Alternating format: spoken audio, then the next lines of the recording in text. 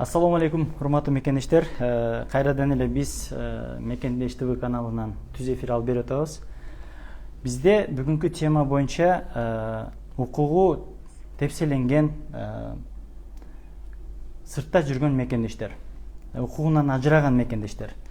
Бул маселе боюнча биз бир канча жылдан бери аябай күрөшүп келебиз. Жана башка бир жакшы бир аракеттер жасап келебиз. Бирок бизди мурдакылар да укпай атат, азыркылар да укпай атат. Ошол эле күбө болгон бүгүнкү Москвадагы болгон окуялар боюнча биз эфирге биздин кызыбыз, активистка Оразайым Нарматованы түз эфирге чакырып, бир аз болсо да бизге маалымат берип кетти деп сүйлөштүк.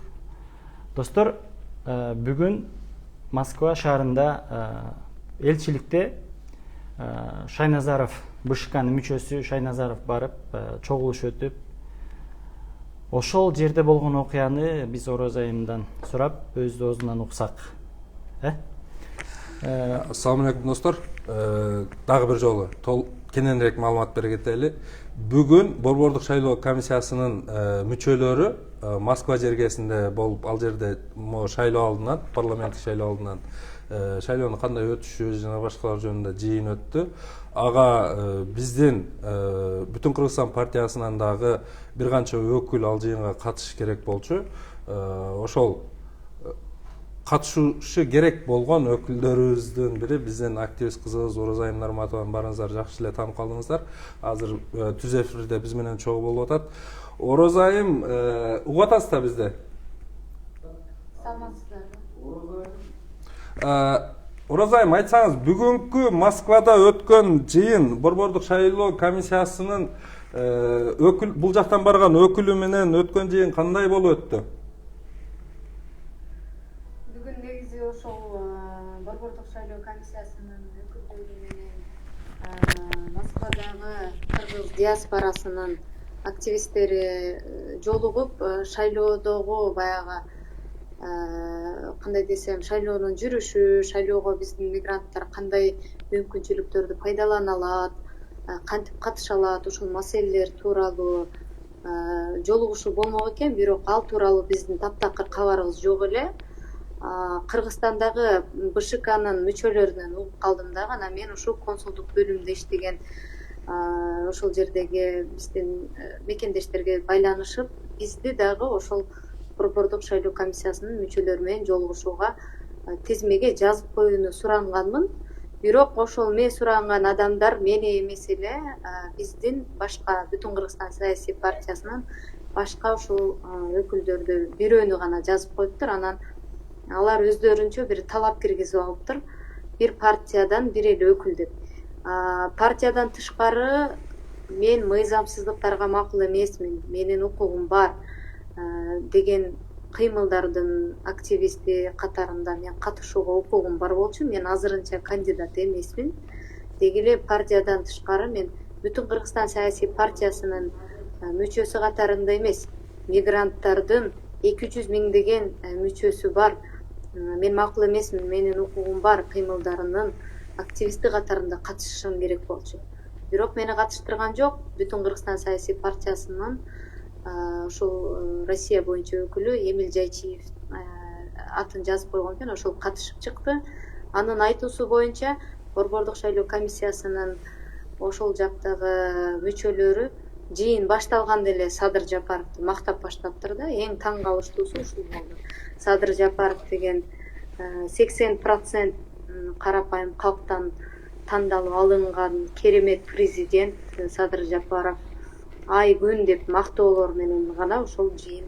Муну жыйынга катышуучулар айтып атабы же баягы Борбордук шайлоо комиссиясынан барган өкүл ошентип баштаптыр? Ооба. Борбордук шайлоо комиссиясынан бир нече өкүл келип катышыптыр. Ошолордун арасынан ошол өкүлдөр Садыр Жапаровду мактап баштаптыр да. Анан кийин ошол Эмил Жайчиев өзүнүн сөзүндө айтып атат.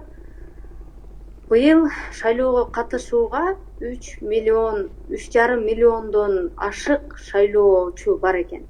Ооба. Алардын Борбордук шайлоо комиссиясынын мүчөсү боюнча менин акыркы маалыматтарды окуганым боюнча 3.600.000 канчага дагы көтөрүлүптүр, 80.000ден ашык шайлоочу кошулуптур да быйыл. 3.700.000ге жакын азыр шайлоочулардын саны Кыргызстанда. Ооба.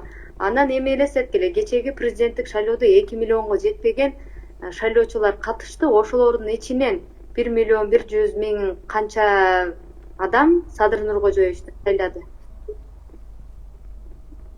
Ошо 1 миллион канча миң адам Садыр Нуркожоевичти шайлады.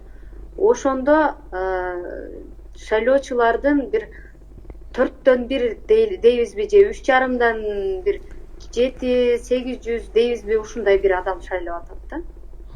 Анан ошондо кандайча кыргыз калкы 80% шайлады деп айта алат. Кантип борбордук шайлоо комиссияларынын мүчөлөрү баягы президентти гана мактаганы келдиби, же алар президенттин администрациясында иштейби, же пиар компаниясында иштейби? Алар ошондой шайлоо комиссиясынын мүчөлөрү шайлоону жакшы, таза, түз өткөрө алат деп кандай ишеним бере алабыз? Болгондо Оразайым, сиз могул жарандык активист, мындай саясатты же болбосо баягы укук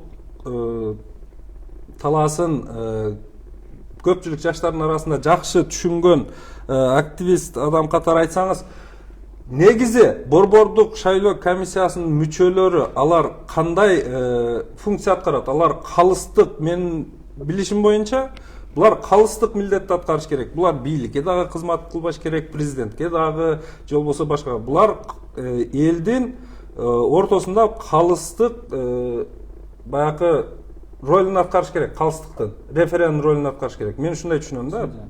Борбордук шайлоо комиссиясы бул эч кандай бийликке же башкага моюн сунбаган орган да. Мен ушундай түшүнөм. Кандай дейсиз? Кандай деп толуктайт элеңиз? Садыр Жапаровдун партиясынын былтыркы лозунгу бийлик элге, оорулар түрмөгө деп. Ушундай Мекенчил партиясы ушундай бир ураан чакырык менен элдерди үгүттөп жүргөн да. Ооба. Анан эми эстеткиле. Негизи баш мыйзамда да жазылган да, бийликтин ээси эл деп.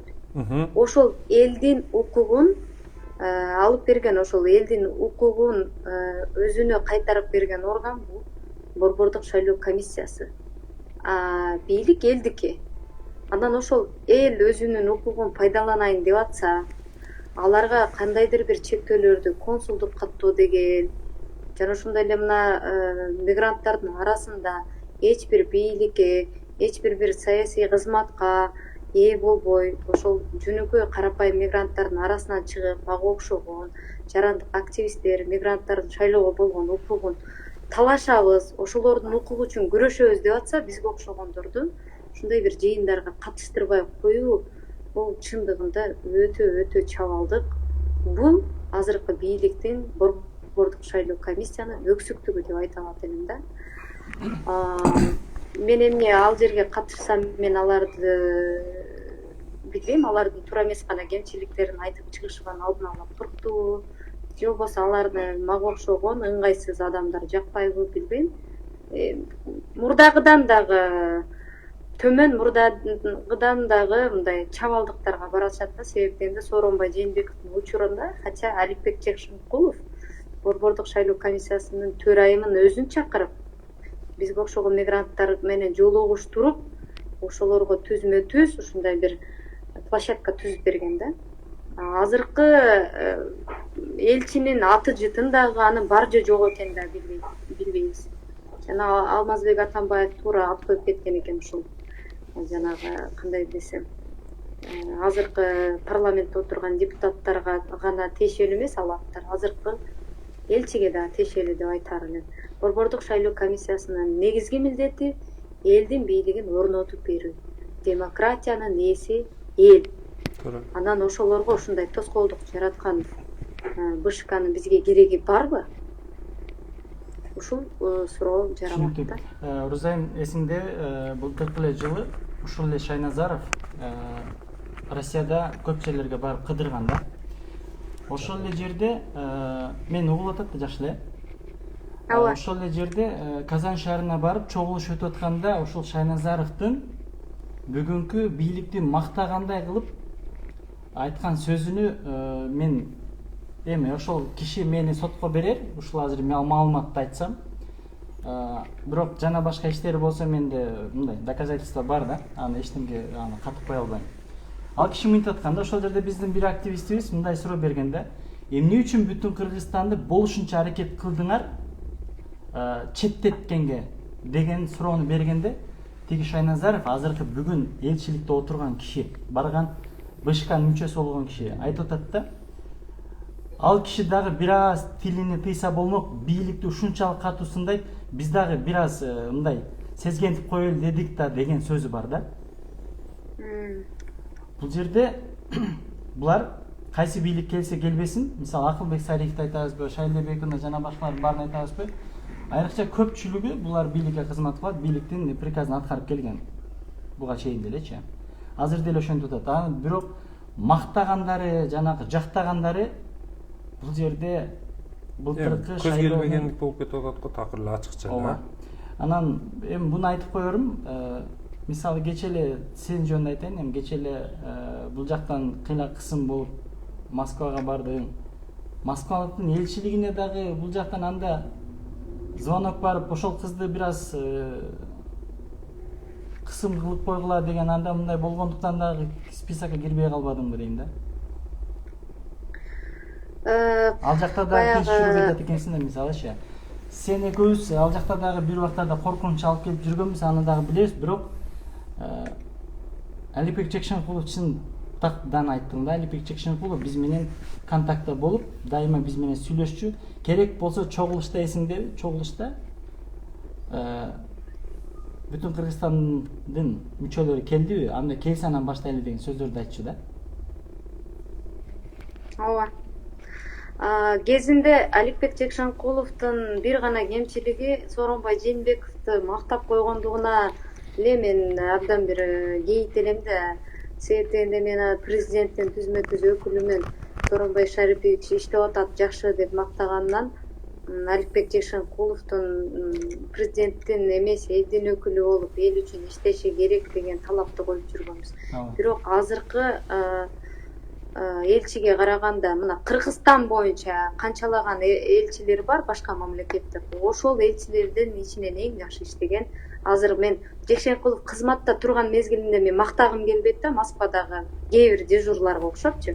Жекшенкуловдун эшигинин астында сагалап барып, Алипбек Жекшенкулович деп мактап, ага деген мактоо баракчаларын берип, ушинтип жүргөн. Ал кызматтан кеткенден кийин анын кылган жумуштарын айтып, эл астына ушундай билдирип койгум келип турат. Азыркы ушу Клара Самат деген элчиге мен аты жөнүн деле жакшы билбейт экенмин.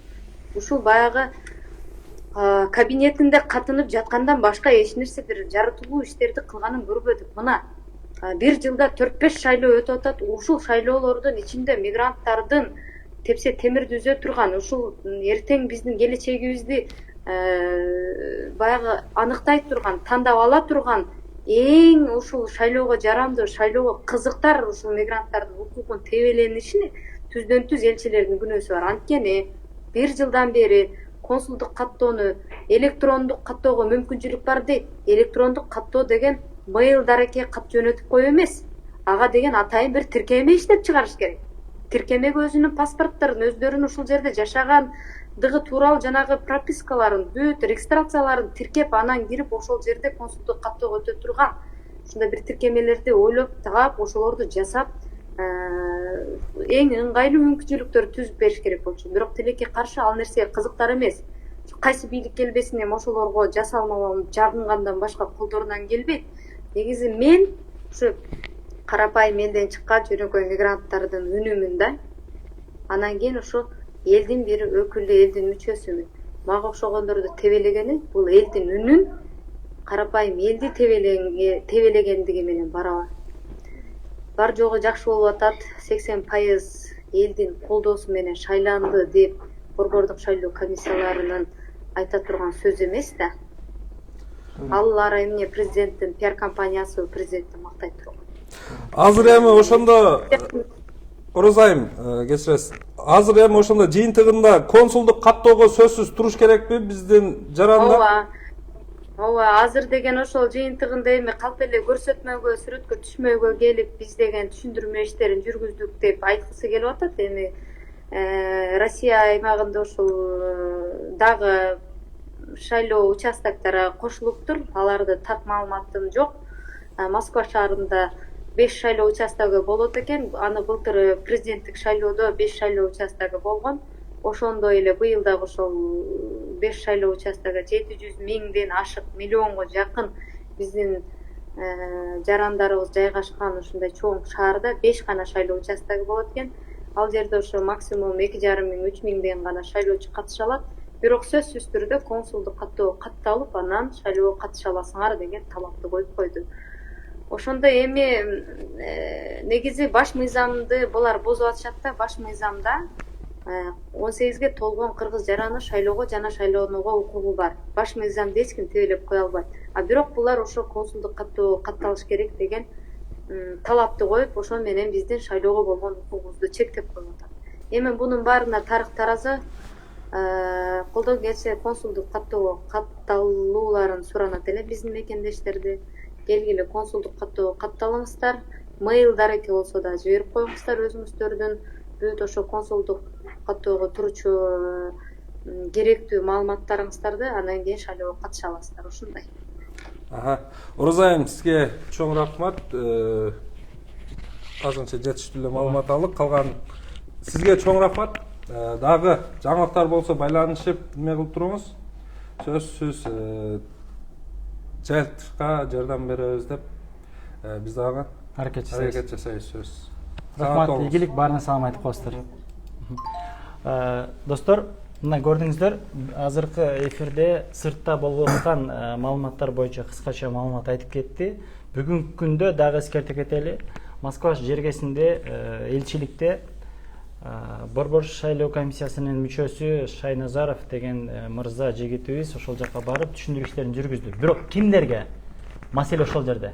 Кимдер үчүн маселе ошол жерде? Анда азыр достор, эмне үчүн сырт жактагы мекендештерге, сырт жактагы биздин кыргыз жарандарыбызга шайлоо укугун бербейт? Эмне үчүн илгеркидей кылып же болбосо азыр биометрика менимче бир 80-90% жарандарыбызда бар. Бардык ошолдон жөн эле барып шайлоодон катышып койсо болбойбу деген маселеде биз бүгүн эфирге чыгып атабыз. Эмне үчүн?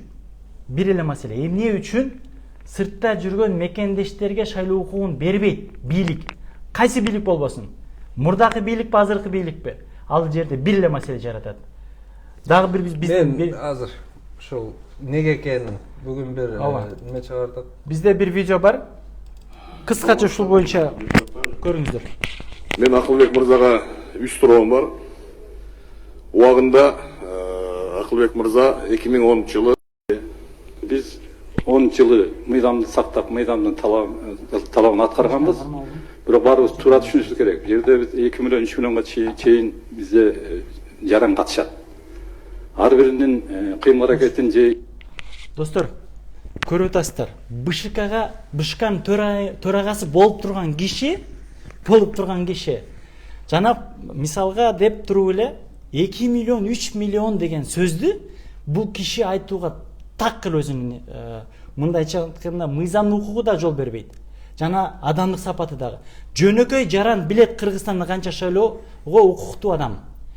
2 миллион 3 миллион, бир 2 миң 3 миң дегенде эле сүйлөп атат да. Бул жерде 1 миллион адамдын саны ары бери болуп атат.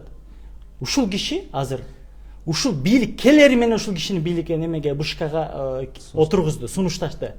Ушул бийлик келери менен ушул киши келди. Себеп дегенде булар эмнени билет? Шайлоону кандай жүргүзүштү? Махинациясын жана башкаларын баарын ушул менен жанагы Нуржан Шайлебековдун экөө билет. Секреттердин баарын ушул билет. Ошолорду колдонууну билген үчүн алып келип атышат. Азыр көңүл буруп дагы жакшына олтурсаңыздар сөздөрүнө.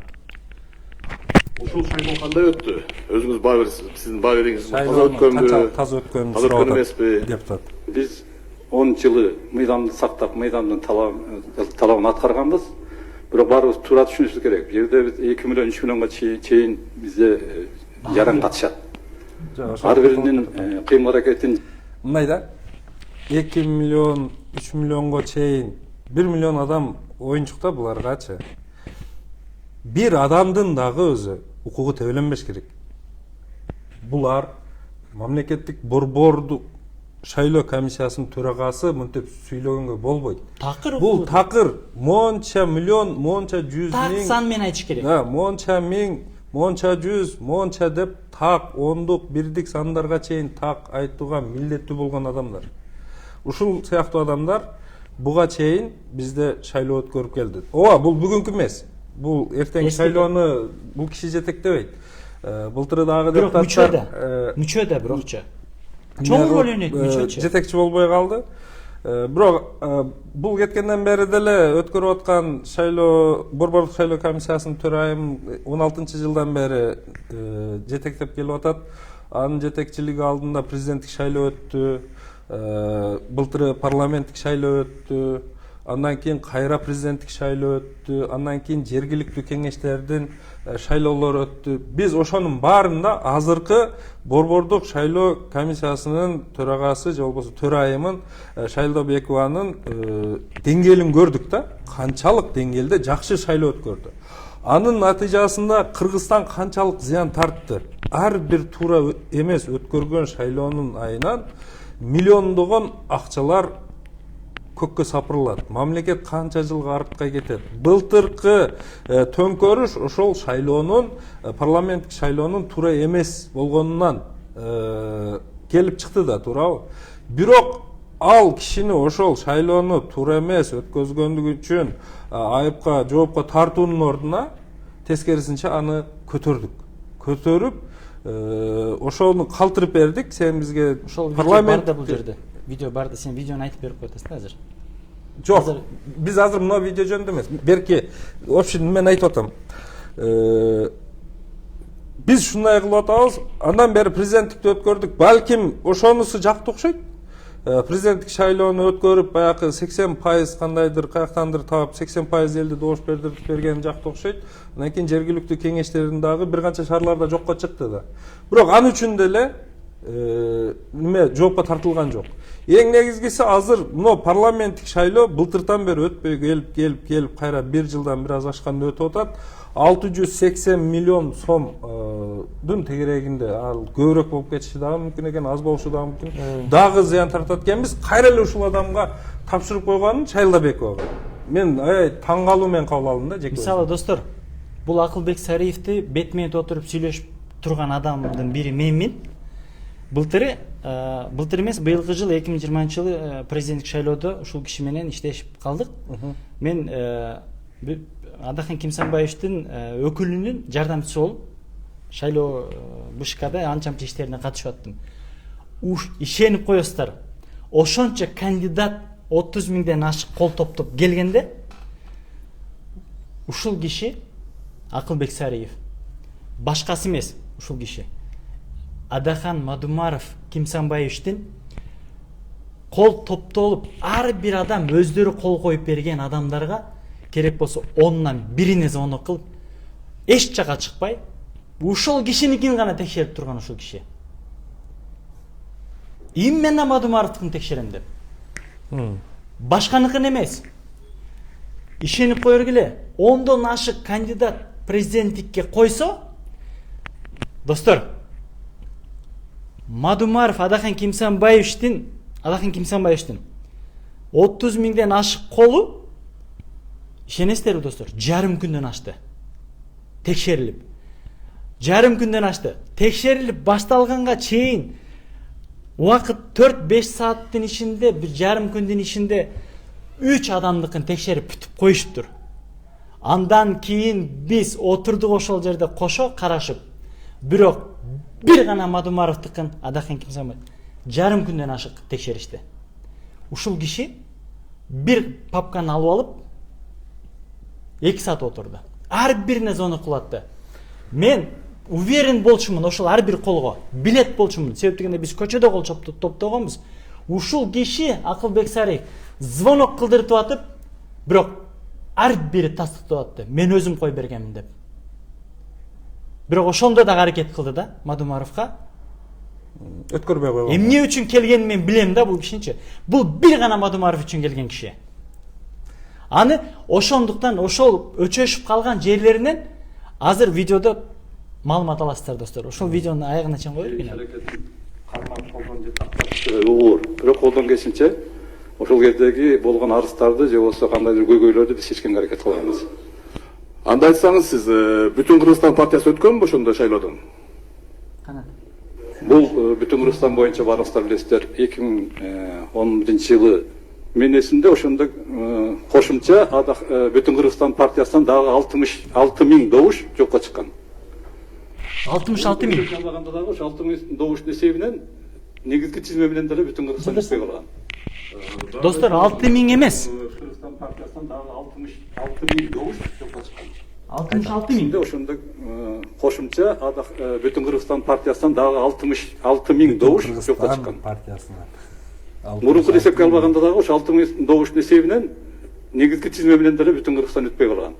Дагы бир айтсаңыз анда, ошол шайлоодон кийин Россиядагы Урал Сибирь округундагы бүт шайлоочулардын добушу жокко чыгарылган. Туурабы? Мен ошону айтып атпаймынбы? Жок, жокко чыгарылган. Анда ким жоопкерчилик тартты ошондо? Кимди ушу сиздер күнөөлүү деп таптыңыздар? Жалпы шайлоочулардыбы? 60 миң шайлоочуну. Же кандай?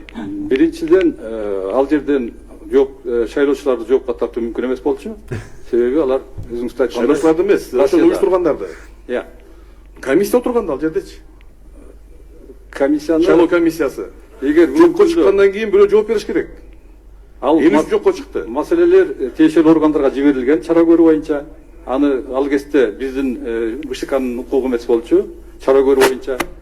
Ал эми ошол жоопкерчиликти кандайдыр чечим алуу боюнча тиешелүү органдар жооп бериш керек. Мен жооп бере албайм ага. Так, урматтуу депутаттар, 2010-жылкы шайлоо боюнча көп талаш болгон. Бир түндө 300 миң шайлоочулардын көбөйгөн. Адахан Кимсанбаевдин айтуусу боюнча сиз аны бир күн мурун куттуктагансыз, партиянын өтүшү менен деп. Бир күндөн кийин пикириңиз өзгөрүп, жаңжалга алып келген ушул. Сибирь Урал округундагы бүт биздин мигранттардын добуштарынын бардыгы добуш жокко чыккан. Ким ошону комиссияда иштеген же болбосо ошол мыйзам бузуу ким кылган, ага эч ким жооп берген эмес. Мен ойлойм, ошол маселеге Акылбек мырза жооп бериш керек болчу. Азыр биз кайра ушул кишини, ошондой мыйзам бузууга алып келген кишини кайра шайлайбыз деп атабыз, урматтуу депутаттар. Мен ойлойм, бул туура эмес. Достор, бул 2010-жылы болгон окуя. Бул боюнча айта кетсек, канча шайлоо болсун Бүтүн Кыргызстан партиясы өтүп келген партия. Кечээки шайлоодо дагы. Маселе эмнеде? Маселе ушулар менен бийликтегилерде, экиле ролдордо. Булар бийликтин айткандай кылат. Угуп атасыздар. Сиз өттүңүз, Адахан Кимсанбаев деп өзү звонок кылган деп айтып атат. Ал болгон окуя. Эми 66 миң голосту, сырттан келген голосту. Сырттан дегенде башка жактан ойлобоңуздар. Бул сыртта иштеп жүргөн, убактылуу иштеп жүргөн биздин мекендештер. 66 миң эмес. Ошонун бардын жокко чыгарабыз деп кийин булар өзүнчө отурушуп жокко чыгарып Бүтүн Кыргызстан партиясы келбей калган. Ошол убакта жанакы Асамидин айтып кеткендей, эч кандай жоопкерчиликти албай жумуштан кеткен адам бүгүн кайра келип атат.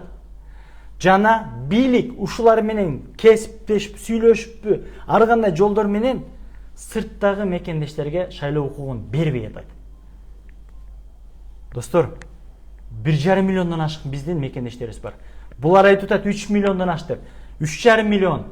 Бирок 1,5 миллион сыртта жүргөндө 2 миллион калып атпайбы? Тең жарымына укуктун алып коюлчу. Тең жарымы. Ушундай акмактардын айыбынан, ушуга окшогон келесолордун айыбынан Кыргызстан оңолбой келатат.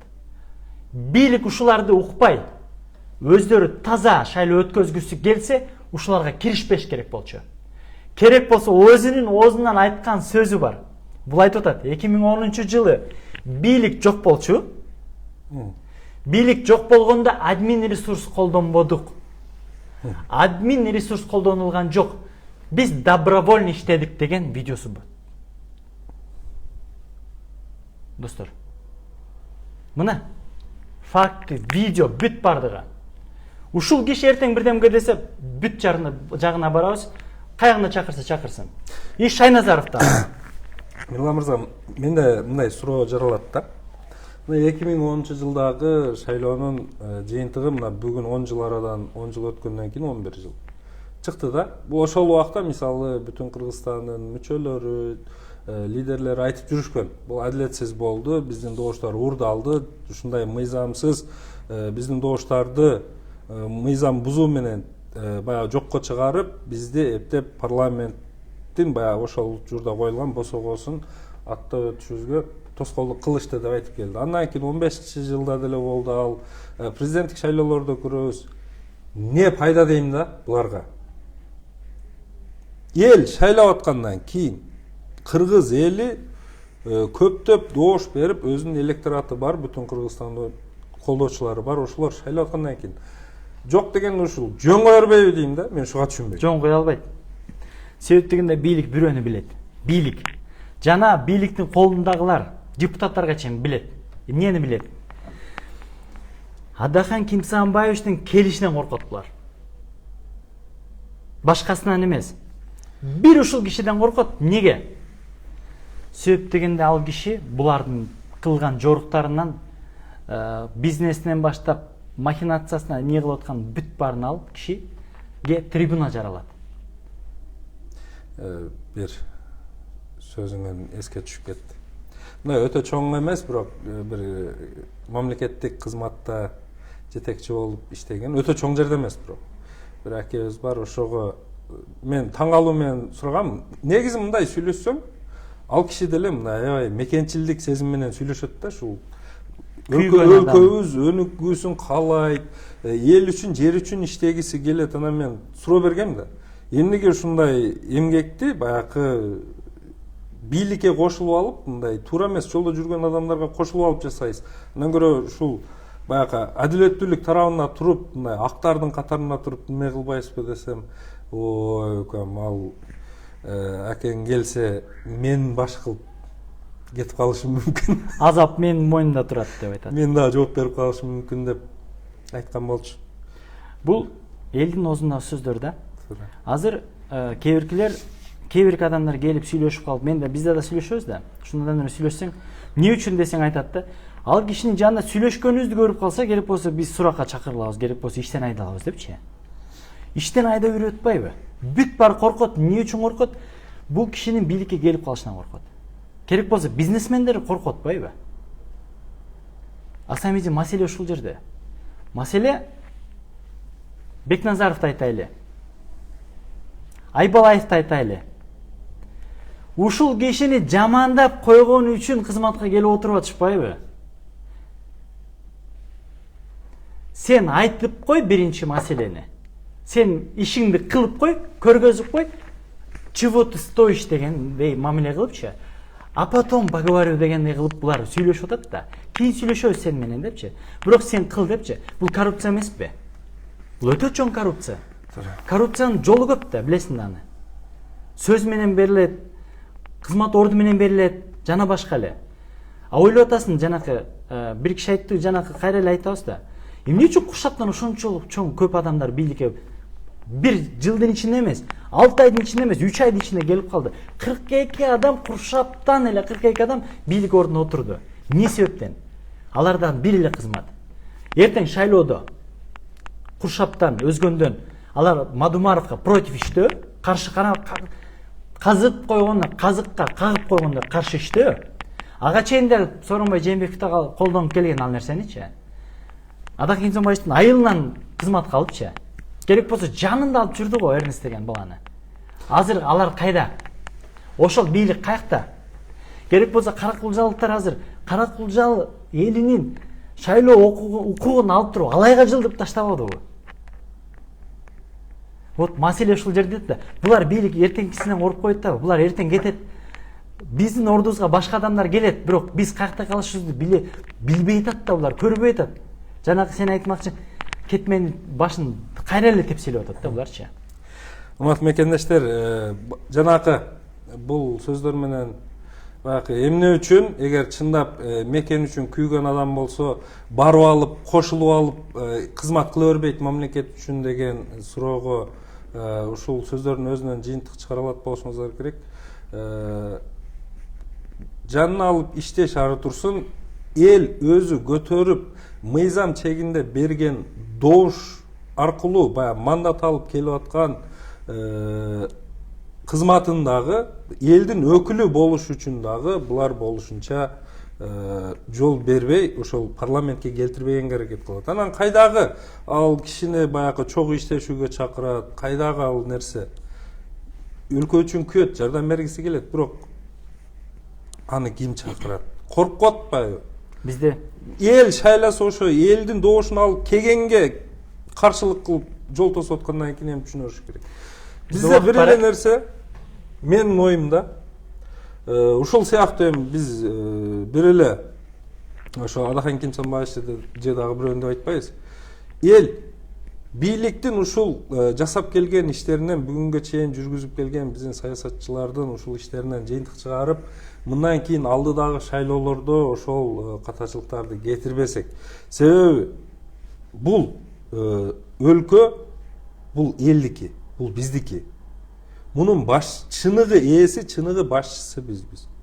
Биз туура чечим чыгарсак, алар болуптур 10 миңин чыгарсын, жок 20 миң чыгарсын, 66 миңин чыгарсын, бирок миллиондогон элдин добушун менин оюмча жокко чыгара албайт. Эгер булар анчалык күчтүү болгондо, анда баягы элди алдап акча берип, же барып көчөбүзгө асфальт басып бербейт эле. Булардын акча беришин ушундай түшүнүңүздөр, мындай акчага дүнүйө кызыкчылыгына азгырылган адамдар бир сом бергенден көрө жанын бергенди артык көрөт бул адамдарчы. Бир сом үчүн өтө көп жолу тоголонуп бер десеңиздер. Биз баягы карапайым эл анча-мынча акчага неме кылбайбыз. Көз жумуп кое беребиз. Биз баягы биздин баягы бүт барлыгыбыз акча эмес да.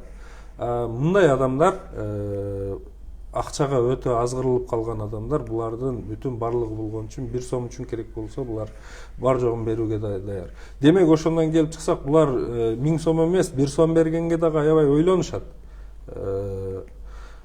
Ошол баягы көп элдин добушун бурмалап сала албайт, ошондон айла жоктон анан барып алдыңыздарга баягы сабылып 1000 сом берейин, 2000 сом берейин, мени шайлап кой, же болбосо көчөңө асфальт басып берейин, же шакыл төгүп берейин, же трансформатор коюп берейин деп анан булар айласыздан акча чыгарып кайра шайланууга аракет кылышат. Эгер шайланбай калса билесиздерби эмне болот? Албетте таза адамдар келип калса, булар кандай болгондо дагы жаза тартат. Анан мандатын алдырып койсо, булардын үстүнөн иш козголуп, буларды баягы камалып, куугунтукка түшүшөт. Ошон үчүн булар коркот дагы, болушунча акчасын чачат. Биз сүйүнбөйлү дагы ошондой акча берип келип атканда, бул биздин акчабыз урдады эле, эми ушул моментте жеп калайлы эмес. Тескерисинче мындайларды ушул күнү гана биз жазалай алабыз. Бир күн. Бир эле күн. Ошол күндө бүтүн улут, бүтүн өлкөнүн жарандары, эл, Кыргызстан эли бир болсок дагы, ушундай баягы акча бергендерди немесин тартсак, тизгинин тартсак, токтотсок, ошол күндөн баштап өлкө өнүгөт. Анда кимдер келет айырмасы жок.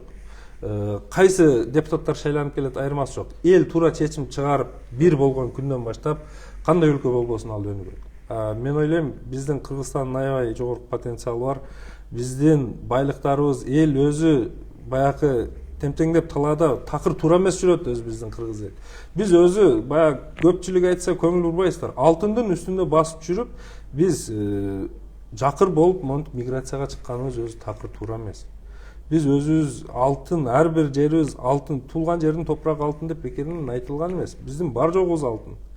Биздин алтындан кымбат нерселерибиз бар, ишенип кое бериңиздер. Ошолордун баардыгын биз өлкөнү тез эле өнүктүрүп алсак болот. Болгон ан үчүн биз туура бир күн туура чечим чыгарыш керек. Бир күн нафисти тыйыш керек. Бир күн баягы бөлүнүп жарылууну токтотуш керек, жикчилдикти. Бул өзүбүздүн колоттон, бул өзүбүздүн тууган, бул өзүбүздүн уруудан, бул өзүбүздүн райондон, областтан деген нерселерди четке коюп, бир күн өлкө үчүн баарыбыз бирдей менет жасап койгон болсок, бир эле күн. Албетте бул чоң менет болот, себеби биз ошол күнү нафс менен күрөшөбүз. Эгер ошол күрөштү күрөшө алган болсок, буюрса биз сөзсүз жеңебиз деп ойлойм. Достор, биз азыр эфирибизди аяктаардын алдында айтып коерум. Консулдук каттоо деген эмне? Мен сыртта мигрант болуп, же болбосо сыртта иштеп жүргөн жаран катары айтайын. Мен консулдук каттоолордон, форма 2 жана башкалардан мен аябай бул шарттардан, бул кадамдардан өткөнмүн. Ошондуктан айта кетерим. Консулдук каттоо деген сиз ал жерге убактылуу учетко туруу деген белги. Сиз эми, урматтуу мекендештер, көрүп атсаңыз, консулдук каттоо азыр болуп атат, ошону бир билип коюңуздар. Консулдук каттоо 12 ай болот. Ал токтобойт.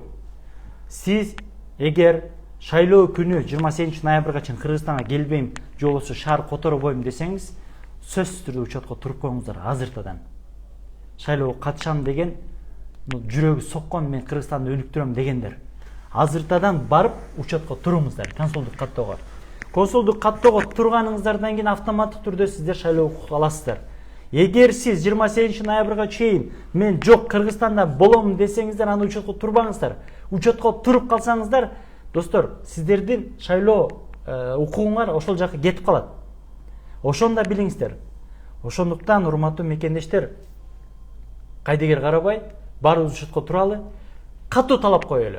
Билем, элчиликте иштебей атат, элчилик. 2 адам отурат, алынады иши башка жана башка. Эфир кылып чыгарылат, тарткыла. Иштебей атабы? Көрсөткүлө бардыгын. Биз сиздер менен бөлүшөбүз, бири-бирибизге жардам беришебиз. Как юрист катары болсо дагы юридикалык жактардан ал жакта иштеп аткан адамдар билем. Бүт бардыгы асманды карап, бул жакты, көздөрү бул жакта, кулактары бул жакта, маалыматтын баары бул жактан кетет. Бирок көпчүлүк убакта сиздерди алдап коет, билем. Күчтүү юристтерибиз бар. Бардык өздөрүнүн укуктарын билет, бирок коркот. Ошондуктан биздин урматтуу дежурныйларга кайрылам керек болсо. Дежурный ошол жерде элчиликтин тегерегине сагалап жүргөн дежурный биздин патриотторубуз бар. Бул жактан бирөө бара калса эле, кээ бирлерин айтып атам, баарын эмес, кээ бирлерин сагалаттап, тегеректеп бүгүнгө окшоп жанакындай болот. Кээ биркилер жазып атат, мен барган жокмун деп. Жазылып калыптын, бирок барган жокмун деп. Билет эмне үчүн барбайт. Себеп дегенде ал жерде дежурныйлар чогулуп атат, кол чапкандар чогулуп атат. Ошондойлордун күнү кече болгон, бүгүн да болуп атат. Кайдыгер болбосоңуздар, ошондойлордун бардыгын бетин ачыңыздар, биз менен бирге болуңуздар. Аяктайбыз ушул менен. Аяктайлы. Урматтуу мекендештер, бизде Мекендеш Facebook баракчабызда, анан бизден бир балдар дагы суранып, сүйлөшүп, биз менен иштешели деп Мекендеш ТВ YouTube каналын дагы ачышты. Алар биздин видеолорубузду жүктөйбүз деп сөз беришти, бирок биздин видеолорду жана башка видеолорду дагы жүктөп турабыз дешти. Мүмкүн болсо ошол YouTube каналга да катталып коюңуздарды өтүнөбүз. Жана биздин бул жакта Facebookка дагы подписация кылып басып койсоңуздар болот. Комментарий сөз калтырыңыздар, биз комментарий окуйбуз. Сиздер менен кийинки суроо жоопто, пикир алмашууда сөзсүз түрдө комментарийлерди окуп, маселе күчтүү болсо сиздерди сөз окуп, керектүү маселелер болсо аны сиздерге кайра жеткизип, талкууга кошобуз, коебуз. Сөз. Кандай ойлор, идеялар болсо кайрылыңыздар, жазыңыздар. Азыркы активист кызыбыз Оросайым Нарматованы кошкон сыяктуу эле сиздерди дагы түз эфирден кошуп, чогуу маек курсак болот. Биз биргеликте күчтүү болобуз. Аман болуңуздар. Ийгилик достор.